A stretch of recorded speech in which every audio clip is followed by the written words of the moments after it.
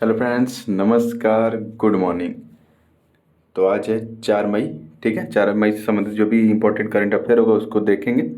और जो कुछ इम्पोर्टेंट करंट अफेयर होगा उनको मैं यहाँ पे बता दूंगा। ठीक है, जो एग्जाम पर्पज से बहुत ही महत्वपूर्ण है। ठीक है, तो आइए देर न करते हुए शुरू करते हुए उससे पहले मैं आपसे एक रिक्वेस्ट करता हूँ कि अगर आपको चैनल अच्छा लग रहा हो तो लाइक, शेयर, कमेंट और सब्सक्राइब कर सकते हैं। ठीक है, आइए पहले प्रश्न की तरफ चलते हैं कि विश्व प्रेस स्वतंत्रता दिवस अभी हाल ही में मनाया गया है। ठीक है, तो ये बताना है आपको कि कब मनाया गया, क्या वो 3 मई को मनाया गया या 1 मई को या 4 मई को या 5 मई को। ठीक है, आज है 4 मई। ओके, तो विश्व प्रेस स्वतंत्रता दिवस 3 मई को मनाया जाता है। ठीक है, वर्ल्ड प्रेस फ्रीडम डे 3 मई को मनाया जाता है। ठीक है, इससे संबंधित कुछ यहाँ पे मैं बात आपको बता देता हूँ। 1993 में संयुक्त राष्ट्र जो महासभा है, ठीक है, उसने विश्व प्रेस स्वतंत्रता दिवस मनाने की घोषणा की। ठीक है, 1993 में। और 1991 में एक घोषणा पत्र आता है, उद्घोषणा होती है जिसे हम विंड होक कहते हैं। ठीक है, तो विंड होक के रूप में भी इसे चिन्हित किया जाता है, क्योंकि विंड होक अगर उद्घोषणा पूछे किससे संबंधित है तो आप सिंपली बता सकते हैं कि ये प्रेस से संबंधित है। ठीक है, अगर मैं इस इंडेक्स की बात करूँ जो सूचकांक जारी होता है, ठीक है, तो सूचकांक की बात करूँ, विश्व प्रेस स्वतंत्रता सूचकांक जो जारी किया जाता है तो उसे रिपोर्टर्स सेंस फ्रंटियर्स या इसको कहते हैं रिपोर्टर्स विदाउट बॉर्डर। ठीक है, तो इसके द्वारा जारी किया जाता है। ये कुछ पुरानी रिपोर्ट है, जैसे कि 2022 की और 2021 का आंकड़ा यहाँ पे दिया गया है। ठीक है, तो यहाँ पे देखिए 2021 में भारत की रैंक थी 142।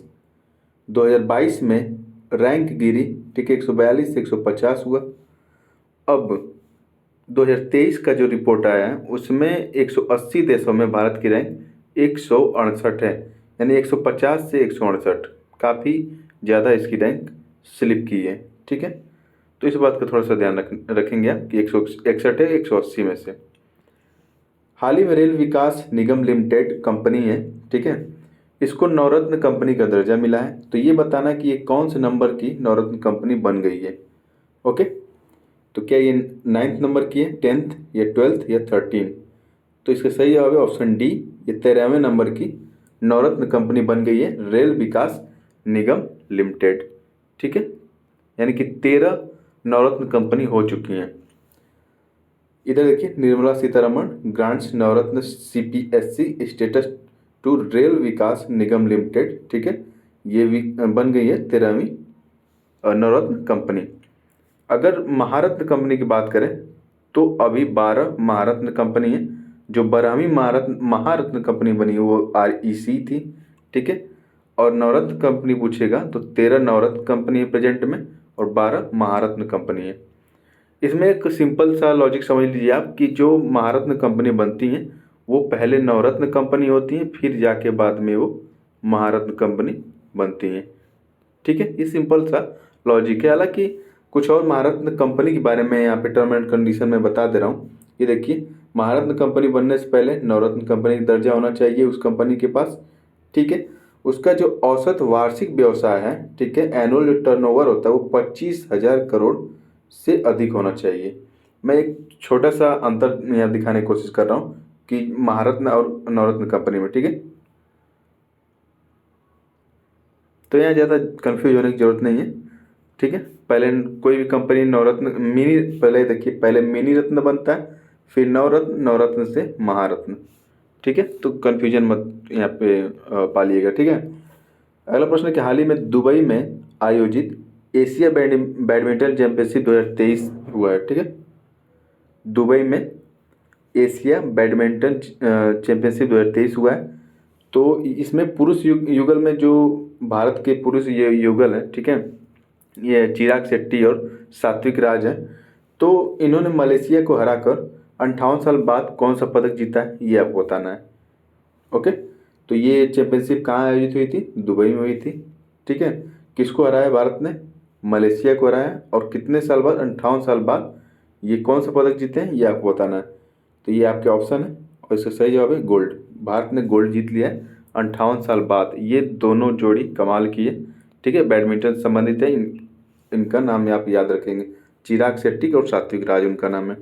ठीक है, ये देखिए एशियाई बैडमिंटन चैंपियनशिप में भारत 58 साल बाद जीता स्वर्ण। ओके, ये 58 साल बाद जीता स्वर्ण। हालांकि इससे पहले भी एक स्वर्ण पदक आया था, लेकिन 1965 में आया था। वो थे दिनेश खन्ना नाम के खिलाड़ी थे, उन्होंने 1965 में जीता था स्वर्ण पदक। ठीक है, 1971 में भी एक पदक आया था, लेकिन वो स्वर्ण नहीं था। अगला क्वेश्चन, 7 अप्रैल से 1 मई के बीच आयोजित विश्व शतरंज चैंपियनशिप 2023 का आयोजन हुआ। ठीक है, तो ये पूछा जा रहा है कि विजेता कौन है, किस देश का खिलाड़ी विजेता बना है, चैंपियन बना है, विश्व शतरंज चैंपियन कौन से देश का खिलाड़ी बना है। तो इसका सही जवाब है चीन। ठीक है, ये चीन के डिंग लरेन है। ठीक है, लिरेन है, डिंग लिरेन, ये जीते हैं विश्व शतरंज चैंपियनशिप 2023। ठीक है, डिंग लिरेन, और इन्होंने रूस के खिलाड़ी को हराया है जिनका नाम है नेपोन चिच्ची करके है। ठीक है, यान नेपोन चिच्ची करके ये रूस के खिलाड़ी, इनको हराया है डिंग लिरेन ने। तो इस बात का थोड़ा सा ध्यान रखेंगे आप। और ये जो प्रतियोगिता है वो कजाकिस्तान में हुई है। ठीक है, कजाकिस्तान में ये प्रतियोगिता आयोजित की गई। कजाकिस्तान की जो राजधानी अस्ताना है वहाँ पे ये प्रतियोगिता आयोजित की गई थी। ठीक है, आगे चले। तो मैं एक चलते चलते ऐसे न्यूज़ बता दे रहा हूँ। देखिए, इंडिया का पहला कह सकते हैं, इस तरह का पहला मिलेट्स एक्सपीरियंस सेंटर खोला गया है। ठीक है, यानी कि मिलेट्स एक्सपीरियंस सेंटर खोला गया है। तो ये कहाँ पे खोला गया है, तो ये न्यू दिल्ली में खोला गया है मिलेट्स एक्सपीरियंस सेंटर। ठीक है, वहाँ पे इसका उद्घाटन किया गया, एक तरह से कह सकते हैं। वहाँ पे दिल्ली हाट मेला चल रहा है ठीक है, दिल्ली में, तो वहीं पे मिलेट्स एक्सपीरियंस सेंटर खोला गया है। ठीक है, तो आगे चलें।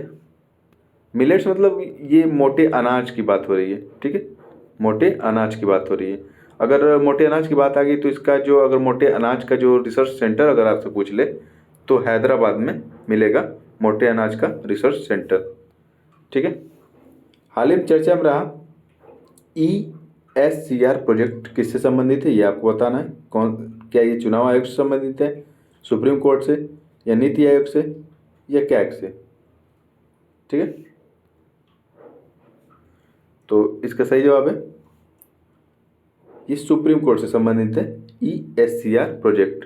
ठीक है, तो अगर ESCR प्रोजेक्ट बताने से पहले मैं आपको बता दूं कि नीति आयोग की जो उपाध्यक्ष हैं वो सुमन बेरी हैं, क्योंकि अध्यक्ष जो होता है वो प्राइम मिनिस्टर जो होता है वो होता है अध्यक्ष नीति आयोग का। तो उपाध्यक्ष कौन है, डॉक्टर सुमन बेरी। और सुप्रीम कोर्ट के जो चीफ जस्टिस हैं वो हैं DY चंद्रचूड़। और चुनाव आयोग के जो चीफ इलेक्शन कमिश्नर हैं वो हैं राजीव कुमार जी। अगर मैं प्रोजेक्ट जो ESCR है उसकी बात करूं तो इसका फुल फॉर्म होता है इलेक्ट्रॉनिक वर्जन। ठीक है, electronic version of the supreme court reports. ठीक है, यानी कि जो सुप्रीम कोर्ट की रिपोर्ट है या फिर उससे संबंधित जो फैसले आए थे, ठीक है, ये फैसले जो वर्तमान में 1 जनवरी 2022 से पहले के जो फैसले हैं उनको इलेक्ट्रॉनिक तौर पे, ठीक है, एक रिपोर्ट के तौर पे रखा जाएगा। ओके, जिससे कि इससे क्या फ़ायदा होगा, जो नए नए वकील बन रहे हैं या फिर जो नए नए लॉयर आ रहे हैं मार्केट में नहीं कह सकते, मतलब जो नए नए लोग पढ़ाई कर रहे हैं, वकालत कर रहे हैं, उनके लिए वकालत करना आसान हो और वो सुप्रीम कोर्ट की जो पहले की जो निर्णय हैं वो हिंदी में पढ़ सकें एक जगह। ठीक है, ये देखिए अब सुप्रीम कोर्ट के हर फैसले पर आसानी से रख सकेंगे नज़र। ठीक है, यही इस पहल का मतलब है।